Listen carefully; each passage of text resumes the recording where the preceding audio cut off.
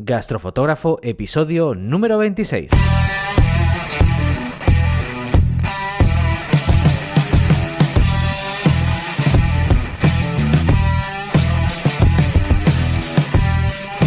Muy buenos días, buenas tardes y buenas noches a todos, futuras estrellas de la fotografía gastronómica, y bienvenidos un día más a Gastrofotógrafo, un podcast de la red de podcast de la Academia de los Fotógrafos.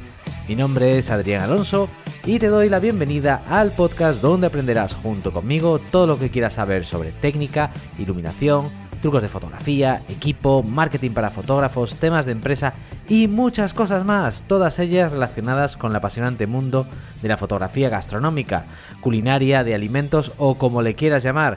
Si esta es tu pasión como la mía, bienvenido y empezamos. Hoy miércoles 26 de octubre, último episodio de este mes y señores, ya solamente nos quedan 2 para acabar este fatídico 2020, que no para de sorprendernos y yo creo que por las malas, yo creo que solamente falta el apocalipsis zombie para acabar este año ya, coronándolo ahí arriba y que nos sorprendan un poquito más. La verdad es que, desde aquí quiero dar todo mi apoyo a todo, sobre todo el sector que más cercano es el que trabajo yo, que es el sector de la hostelería. Todo mi apoyo desde aquí, todo mi ánimo, que yo creo que entre todos salimos de esta.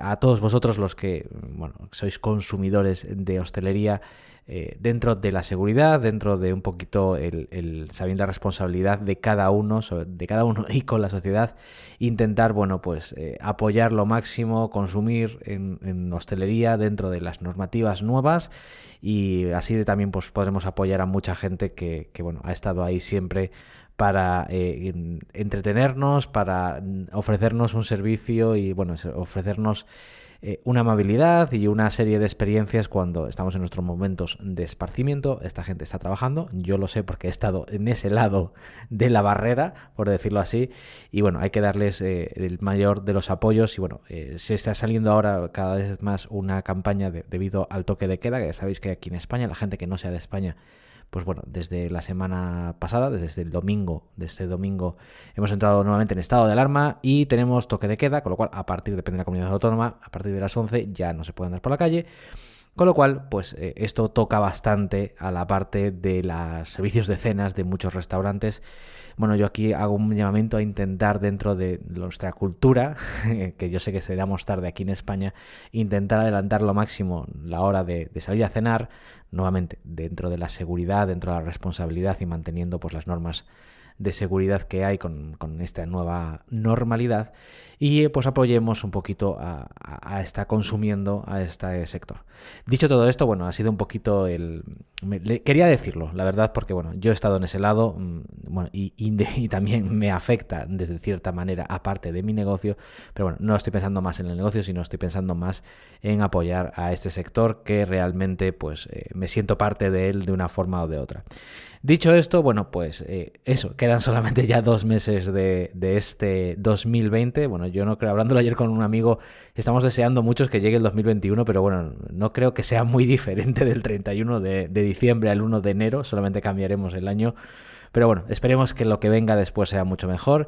Y también quiero aprovechar para daros gracias a todos porque, este es el programa 26 y si no me fallan mal los cálculos y las métricas que me pasa los programas que siguen las escuchas del podcast, ya sumamos más o estamos cerca de las 10.000 escuchas únicas en los 26 programas que llevamos de podcast. Cada día sube más, cada día sois más gente que escucháis este podcast y os quiero dar las gracias por el apoyo y sobre todo por estar ahí al otro lado y, dentro de lo que cabe, aguantar el tostón o aguantar lo que yo os cuento aquí todos los días, que espero que a más o menos os ayude y sobre todo os enriquezca como fotógrafos y os ayude, como digo, a seguir con esta bonita profesión, ya sea de forma como pasatiempo, como hobby, o si directamente os dedicáis profesionalmente a la fotografía comercial, a la fotografía gastronómica, dentro de lo que yo comparto aquí, podáis seguir creciendo como profesionales. Dicho todo esto, qué pedazo de intro he sacado hoy, Vamos a hablar hoy del trípode. Y es que muchos de vosotros, y de hecho en algunos, tanto en correos, mensajes, e incluso algunas veces que he puesto alguna story que me preguntáis que qué trípode tengo, qué trípode me compro. Bueno, pues hoy vamos a hablar de cacharreo. Hoy toca, creo que hacía bastante que no hablaba de este tema, hoy toca podcast de equipo y vamos a hablar del trípode. Y es que, como casi todas las veces que hablo de equipo o que me preguntáis sobre un equipo, vamos a partir de la premisa de que no existe un trípode perfecto o un trípode modelo X específico para fotografía comercial o fotografía gastronómica. Y es que, bueno, ya partiendo de la base de que todos hacen lo mismo, que es sujetar tu cámara en un sitio y aparte de hacerlo de forma segura, voy a hacer mucho hincapié en la parte de que lo haga de forma segura, ya veréis por qué. Aparte de eso, pues va a depender mucho, teniendo en cuenta que va a cumplir esa principal función, va a depender mucho qué tipo de fotógrafo eres, qué tipo de trabajos realizas, pues va a influir en qué tipo de características o de cualidades van a primar más sobre otras. Pongamos un ejemplo claro, ya no voy a entrar en temas de disciplinas diferentes, pero por ejemplo, un fotógrafo de paisaje, un fotógrafo de viajes o un fotógrafo, no sé, de moda, lo que le van a pedir a un trípode va a ser muy diferente entre ellos. Muchos de ellos van a pedir portabilidad, que sea ligero, que no ocupe mucho sitio, cosas así. Sin embargo, pues vamos a acotarlo a la parte de la disciplina nuestra, y es que dentro de nuestra propia disciplina, pues por ejemplo, mi forma de trabajar no es la misma de un fotógrafo que hace su trabajo 100% en estudio, hace mucho producto y a lo mejor hace solamente campañas de publicidad dentro de su estudio, no se desplaza a ningún lado. Pues posiblemente el trípode que él busque o que compre va a ser un trípode pues mucho más robusto, más fuerte, que dure, le va a importar muy poco que sea poco colapsable, o sea, que sea un armatostre, en resumidas cuentas. Sin embargo, pues una persona que se dedique a fotografía en exteriores casi siempre, dentro de, repito, de la misma disciplina comercial, gastronómica, que trabaje todos los días en restaurantes o que trabaje, pues por ejemplo, la semana que viene yo tengo que ir a visitar a un cliente a una ganadería, pues y tenga que hacer trabajos en exteriores, posiblemente no le interese tener tanto una pieza de equipo que sea tan robusta y que pese tanto y que sea tan difícil de transportar. A lo mejor quiere algo más ligero, más portable, pero que bueno, le dé esa capacidad de poder aguantar su equipo bien. También, lo dicho, va a depender mucho del peso de vuestro equipo, de lo que necesitáis para poder aguantar esto. Después de haber hecho este aviso de navegantes que tocaba, yo creo que en el pasado episodio no hice ninguno, pues aquí va el de este. Vamos a hablar un poquito primero de las partes que componen un trípode, y es que la podemos subdividir un trípode en 3 secciones, que sería la sección de las patas, la sección de la columna central y la última sería la sección de la rótula. Para empezar, vamos a hablar por la parte primera, que son las patas. Y bueno, como su nombre claramente indica, son 3. De hecho, en Latinoamérica yo me he encontrado mucho de que le siguen llamando, o le llaman, mejor dicho, no le siguen llamando, le llaman en vez de trípode, tripié, porque al fin y al cabo son 3 patas, 3 pies. Bueno, pues al final las patas son lo que nos consigue, con lo que conseguimos darle altura al trípode, y bueno, donde al final cargamos casi todo el peso del mismo. La altura que conseguimos, siempre todos los trípodes tienen una altura mínima y una altura máxima. La mínima se consigue a través de plegar todas las patas que componen un trípode, y la máxima a través de la extensión de todas ellas. Estas patas generalmente se dividen en secciones y dependiendo un poquito del que compremos, pues lo dividen en más o en menos. El problema que tienen generalmente que es que a cuanto más secciones le metemos, o sea, cada vez más patas, o sea, por ejemplo, digamos, tenemos 2 metros de trípode y se divide en 4 secciones de 0,50 cada uno, pues el problema que tiene es que a la medida que estamos metiendo más secciones dentro de nuestro trípode, esas secciones van bajando de diámetro porque se tienen que colapsar unas encima de las otras. ¿El problema de esto? Pues que generalmente perdemos estabilidad porque, al bajar los diámetros, la flexibilidad de los materiales son mayores y podemos provocar que todo lo que pongamos encima de ese trípode pues tenga un poquito más de movimiento. Generalmente los trípodes que tienen menos secciones o que su altura total está dividida en menos secciones, pues son más robustos, no se mueven tanto. Pues por ejemplo, el mío que yo tengo aquí en el estudio se divide en 2 secciones solamente y tiene un alcance creo que de 1,70 m y 1,80 m debe andar, ¿vale? Y es bastante robusto y no se mueve tanto. Sin embargo, he tenido anteriormente, sobre todo cuando hacía paisajes y alguno que llevo de vez en cuando sé que tengo trabajos en exteriores que no voy a usar mucho equipo muy pesado. Tengo uno colapsable, que es súper chiquitito, pero claro, la parte mala es que las patas, pues para llegar a ese 1,75 m, al final consiguen la misma altura los dos. Hay que dividir y hay que desacoplar muchas más patas, más secciones, y si lo pongo a 1,80 m se mueve bastante por culpa de esto. Aparte, la segunda parte que tienes, que para hacer estos mecanismos, pues tienes dos tipos generalmente de forma de abrir, de extender estas patas. Uno es el de rosca y otro al fin y al cabo es el de presilla, más o menos como una especie de... una presilla, resumidas cuentas, es un sistema de clips, pero bueno, hacen presión y aguantan en su sitio la pata extensible a donde tú la quieres. Aquí, va mucho, depende de gustos. Sí que te digo una cosa, que si tú tienes claro que te vas a dedicar a hacer sobre todo fotografía más exterior, te recomendaría que intentaras usar el de presilla más que el de giro o el de rosca, porque en el de rosca suelen entrar muchas más partículas, sobre todo si trabajas en el campo. Pues por ejemplo, yo en la época en que hacía mucho paisaje de playas, me metía en el agua y todas estas cosas, y se me acababa metiendo mucho polvo y mucha arena dentro de los rodamientos, incluso podía llegar a fallar. Desmontarlos y limpiarlos son bastante complicado, incluso a veces imposible, con lo cual con el tiempo he ido siempre buscando más los de estilo click o los de estilo de este estilo presilla, que son mucho más sencillos. Aparte del movimiento de extensión que tenemos, al fin y al cabo, para conseguir la altura, aumentar la altura de nuestro trípode, hay muchos de ellos que te permiten abatir las patas del trípode, no solamente girar para la apertura y que se quede en su sitio, sino también incluso llegar a ponerla en ángulos de 90 grados, y con lo cual consigues muchas veces colocar el trípode en sitios más complicados, en los que el terreno es más irregular, con lo cual lo consigues nivelar, y también te permite bajar un poquito más el punto de, al fin y al cabo, bajar la altura del trípode, porque puedes conseguirlo ponerlo más a ras de suelo. Esto es otro de los movimientos que tienen las patas.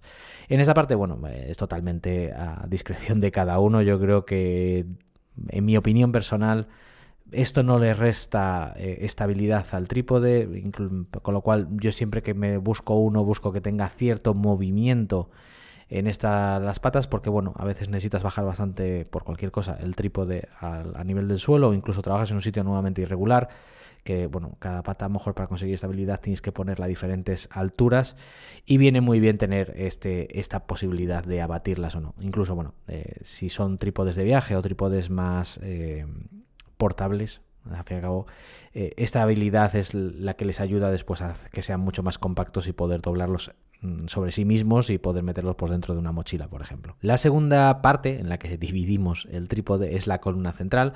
Ojo, porque hay casos en que hay trípodes que carecen de esta columna central. Directamente están tres patas del trípode y están atadas directamente o conectadas directamente a la base, donde se pone posteriormente la rótula, y carecemos de esta elevación, de esta columna, sobre todo si son trípodes de vídeo, enfocados a vídeos, carecen de esta columna central, porque al añadir esta pieza más, si no es de buena calidad y no está bien hecha, también igual que pasa con las secciones de las patas del trípode, si no tiene un buen ajuste y si las tiendes mucho, aumentas la distancia del punto de gravedad, lo cambias, lo estás elevando, y muchas veces, si no es de buena calidad, lo que te hace es que se vuelva más inestable y que vibre más la cámara arriba, porque la estás poniendo más alta y has cambiado el centro de gravedad. Pero principalmente yo recomiendo encarecidamente que si dedicas a esto, y es no el vídeo, no tener una cabeza de vídeo no es tu prioridad, intentes buscar trípodes que tengan esta columna central y sobre todo que tengan la posibilidad de abatirla, de girarla, ¿vale? De ponerla incluso en diferentes grados, teniendo aún tu trípode bien asentado, puedas extender la columna central y ponerla en 90 grados. O 90, 45, lo que tú quieras, que al fin y al cabo que tenga la capacidad de ser abatible. ¿Por qué? Porque con estas columnas son las que nos ayudan mucho después a poder hacer fotos con planos cenitales sin tener que recurrir a usar C-stands o pértigas donde poner la cámara ahí arriba muy, muy, muy lejos, o incluso bueno, pues hacerlo tú a mano alzada. Con este tipo de rótulas, pues, perdón, de estas columnas, podemos hacer que, teniendo nuevamente, te digo, el trípode todo extendido, pues ganar un poquito de alcance en el plano horizontal y no solamente en el vertical. Por último, vamos a hablar de la última sección, que es la parte de la rótula, y quizás es la más cara. Generalmente cuando se compra un trípode es la parte más costosa del trípode y también en la que más hay que ponerle un poquito de cariño y de buscar una muy buena rótula. Porque, bueno, al fin y al cabo esta es la que te va a permitir que cuando decidas dejar tu cámara en un ángulo, en una posición exacta, pues se quede la cámara ahí y no se acaba moviendo o cayendo por su propio peso. Hay 3 tipos, bueno, más bien hay 4 tipos de rótulas.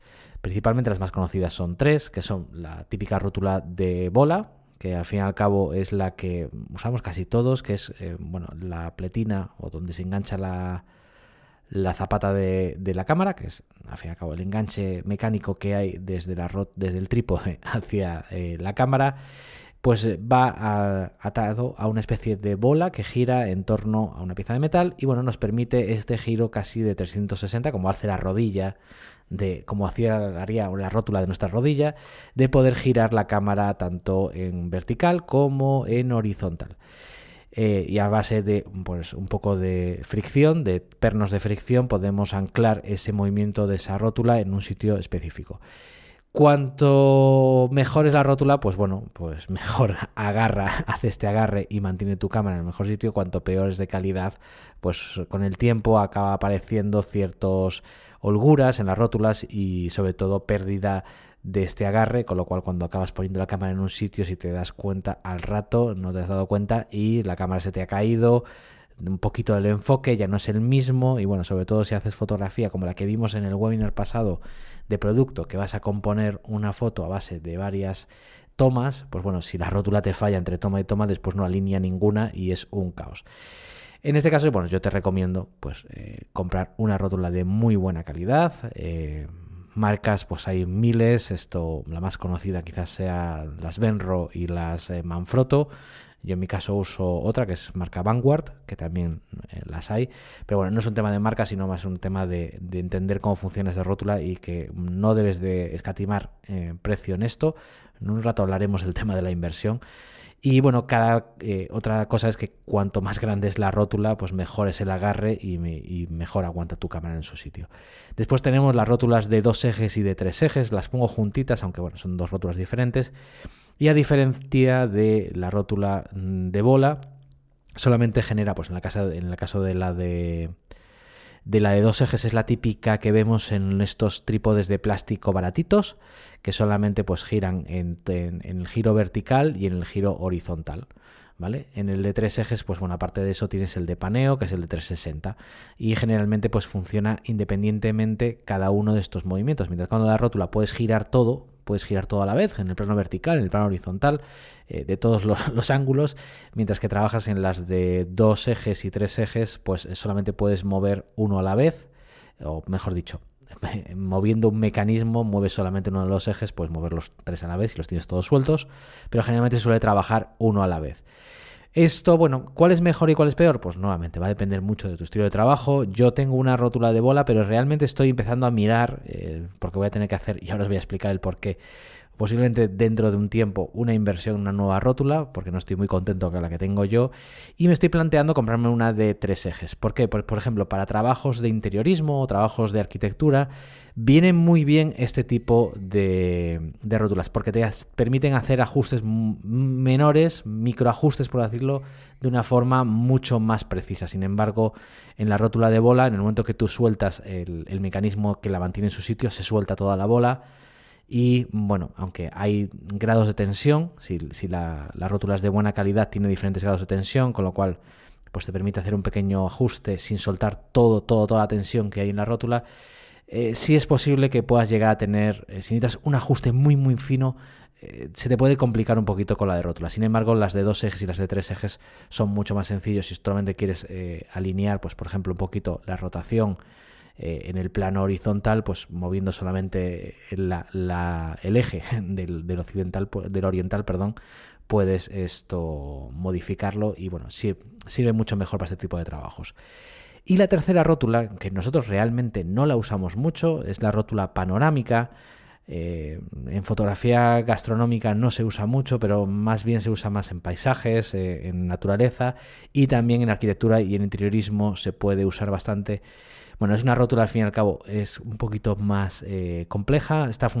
Funciona con la mezcla de por decirlo así, una L en el plano horizontal y otra en el plano vertical. Definitivamente, lo que estamos haciendo con esta se usa para hacer, como su nombre propiamente indica, hacer fotografías panorámicas. El problema es que si queremos hacer una fotografía panorámica con nuestra cámara montada en una rótula de bola o una rótula de ejes, como los que hemos contado, generalmente cuando hacemos la panorámica, que es girando o rotando sobre el eje de la rótula la cámara, este eje que rota no es el centro óptico de nuestra cámara, es precisamente casi siempre el cuerpo de la cámara, con lo cual hay una distorsión en las líneas. Sin embargo, con la panorámica lo que hacemos generalmente es retrasar la posición de la cámara respecto al centro del trípode, y entonces lo que estamos girando es sobre el centro óptico o el punto nodal de nuestra cámara, con lo cual no tenemos esta distorsión de las líneas, que al fin y al cabo en paisaje y en arquitectura es bastante importante. Acordaros que una panorámica se hace a base de juntar varias fotos, todas de varias, por decirlo así, pequeños cuadros de una misma imagen, y lo juntamos todo después en postproducción y hacemos una foto mucho más grande. Bueno, pues con una rótula panorámica las cosas salen bastante mejor, porque no tenemos esta distorsión al estado girando sobre el eje del trípode y no sobre el centro óptico de nuestro objetivo. Ya hemos visto las partes que componen el trípode. Ahora vamos a hablar un poquito de los materiales que podemos encontrar. Principalmente hay dos, ¿vale? Que es el aluminio y el carbono. Bueno, creo que a día de hoy poco hay que explicar sobre las diferencias de materiales. No hay uno peor ni uno mejor. Bueno, el carbono tiene las cualidades de que es mucho más ligero, también es mucho más costoso. Y bueno, resistencia mecánica es prácticamente mejor o igual a nivel de tensión que la del aluminio, pero tiene un gran problema, que al mínimo golpe que le des puedes agrietarlo y ahí pierde toda su capacidad estructural y se puede romper mucho más fácil que el aluminio, mientras que el aluminio pesa más, es más barato y bueno, si le das un golpe pues se puede doblar un poco, pero sigue funcionando perfectamente. El carbono en este caso no. El carbono en el momento que recibe un golpe y recibe un astillado o se agrieta, la integridad estructural posiblemente se vea comprometida.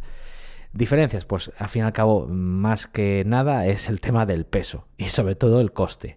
Hay otro tercero que es el acero inoxidable, que bueno, yo no lo recomiendo, sobre todo, salvo que quieras trabajar 100% en estudio, son mucho más duraderos, son caballos de batalla, son tanques, pero bueno, el acero es mucho más pesado y creo que a nivel de costo prácticamente anda a la par que el aluminio, con lo cual para mí ya no tiene mucho sentido comprarse un trípode hecho de acero. Y ya hemos repasado la parte de los materiales y la parte de lo que compone. Entonces vamos al meollo, a intentar resolver la duda de qué trípode me compro. Y para eso, pues he pensado hacerlo desde el punto de vista de dos perfiles.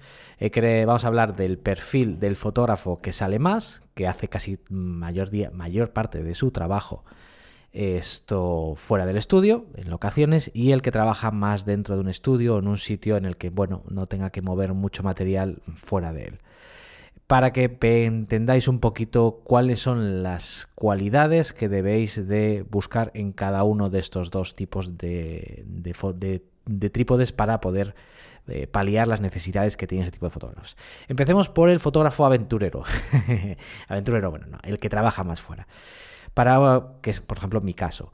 En mi caso, pues yo buscaría o necesitaría buscar un trípode primero que sea fácilmente transportable, Porque bueno, cuando salimos fuera, pues no solamente es la cámara que llevas y la mochila, llevas pies de estudio, llevas modificadores de luz, llevas los flashes, incluso puedes llegar pues fondos, props, etcétera, etcétera. Entonces, si le sumas también más un trípode que sea difícilmente transportable, pues bueno, vas a necesitar prácticamente una carretilla para llevarlo todo. Entonces, bueno, la primera condición que deberías buscar es que sea fácilmente transportable, ¿vale? Con lo cual, en cierta manera, que el tamaño en el que colapse, que las patas se puedan dividir, sea pues el mayor tiempo, el mayor posible, mejor dicho, que se pueda dividir en más partes, con lo cual, al fin y al cabo, cuando esté todo plegado, no mida mucho. La segunda, el peso. Pues también hay que llevárselo. Entonces, bueno, quieras o no, medio kilo, llevándolo todo el día encima, cambia mucho las cosas, ¿vale? Entonces, bueno, no te digo que vayas a por carbono, pero sí que pues a la hora que veas las especificaciones de un trípode, pues que te dé la posibilidad de ver el peso y tirar un poquito por el peso por el trípode que menos pese.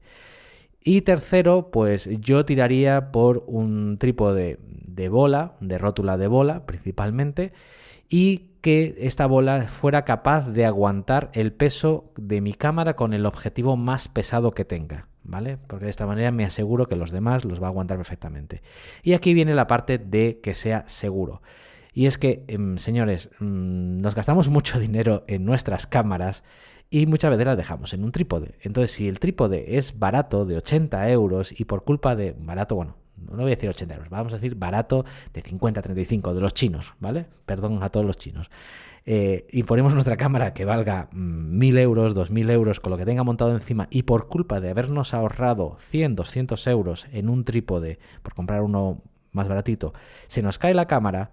Pues bueno, desde el punto de vista empresarial, pues no es muy lógico gastarse todo ese dinero en un equipo para después tirarlo al suelo y que se rompa por 30 euros, por haberte ahorrado 200, ¿vale? Entonces, buscar trípodes que sepáis que allá donde dejéis la cámara se va a quedar quieta y no se va a mover bajo ningún concepto, ¿vale?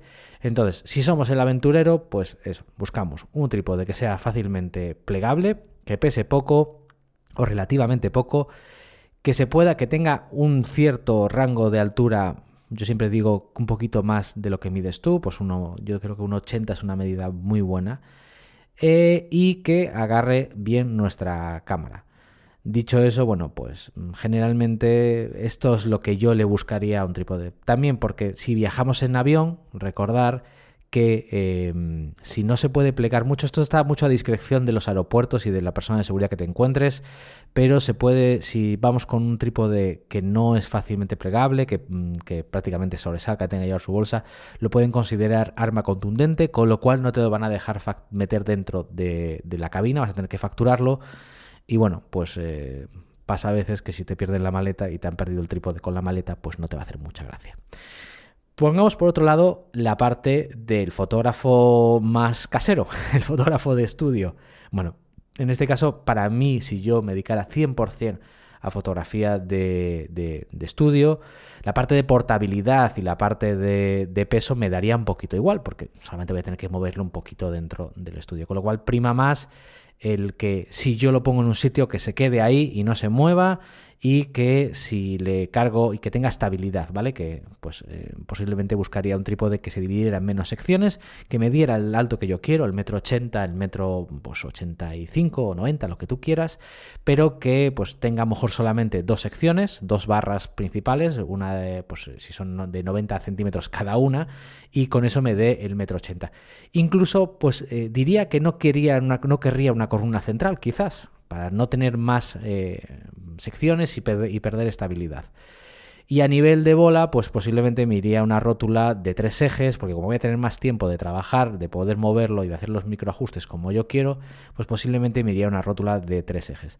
A nivel de materiales, me daría igual el carbono exactamente, porque no iba a pagar un sobreprecio por algo que no me va a beneficiar en nada. Podría poder coger incluso acero.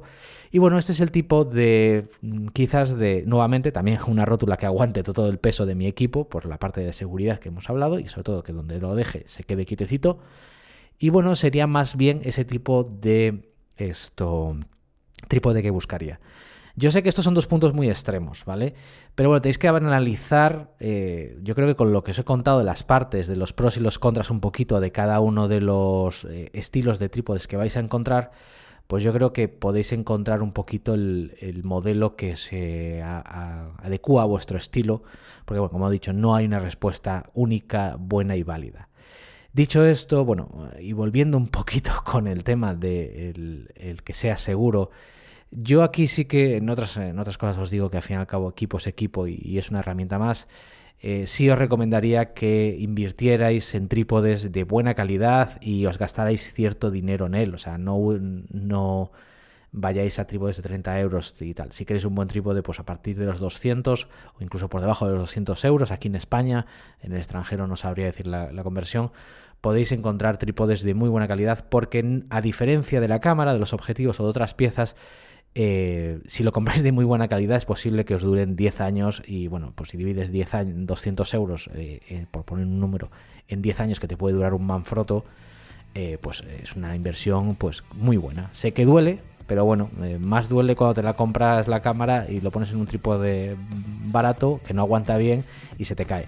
O cada vez que estás trabajando con él es un incordio que realmente una ayuda. Y como siempre, daros las gracias por estar al otro lado, sobre todo por vuestras valoraciones de 5 estrellas en iTunes, por vuestros me gusta y comentarios en iVoox, por suscribiros a Spotify, por escucharme en Google Podcast, por ver los vídeos de YouTube, por leer los artículos del blog, por apuntaros a Patreon, en definitiva por todo lo que hacéis por Gastrofotógrafo, que bueno, sin vosotros esto no tendría sentido, esto no se haría y bueno, como siempre os digo, sois todos unos cracks.